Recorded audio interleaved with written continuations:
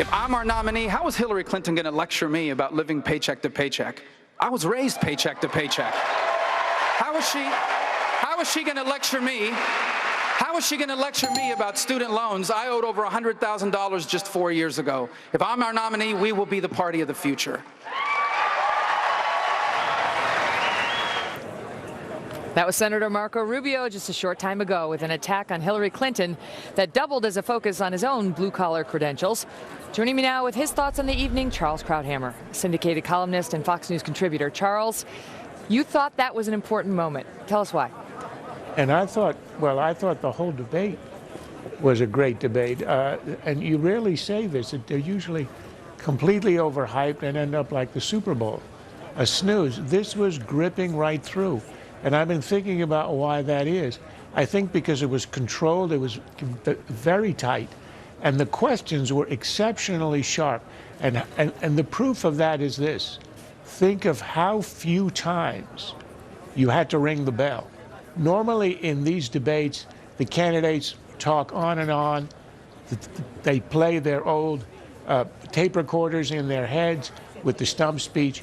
There was so many times here where the candidates actually stopped short and left time because the questions were so sharp. They actually wanted to answer and to get away from the question. And and I think as a result of that, the real story is the collapse of Trump in this debate. I thought this before I saw the Luntz group, but I think it's reinforced. The fact is he was out of place. And when you think about it, when he's free form, when he's uninterrupted, when he can do the flight of ideas, when he can go on his own and ramble, he's entertaining, he's sharp, and he's actually amusing. But here, when he was controlled and in a tight setting, he was lost for most of the debate.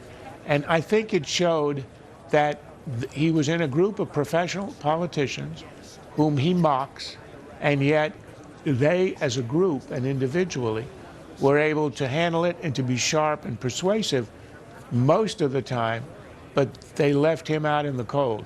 Rubio, there were some winners here. I would say I thought Carson, until the last two questions, also looked relatively weak, unable to answer some of the questions. But his closing statement was a brilliant one, and I think it redeemed his evening.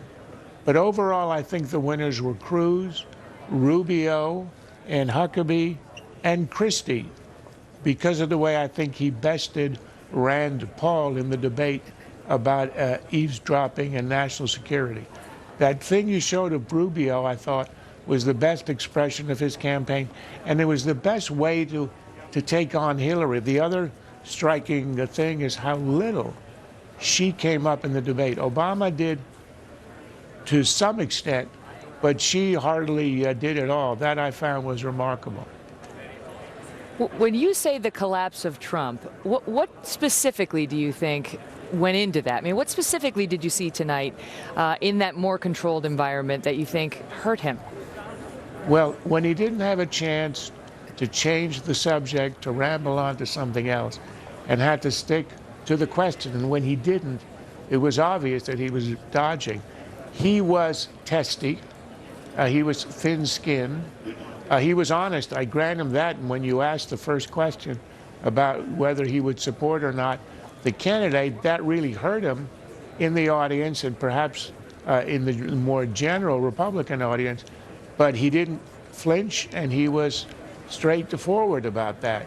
But I think when it came to substance, there was no substance. You ask him about General Soleimani, he didn't have a clue. Now, that's a detail. It wasn't a gotcha question. But it showed, I think, that if you're not involved in the issues and you don't study up, as some of the candidates did, and you think that you're above that, it hurts you. And I think it did hurt him. I thought he had a bad night.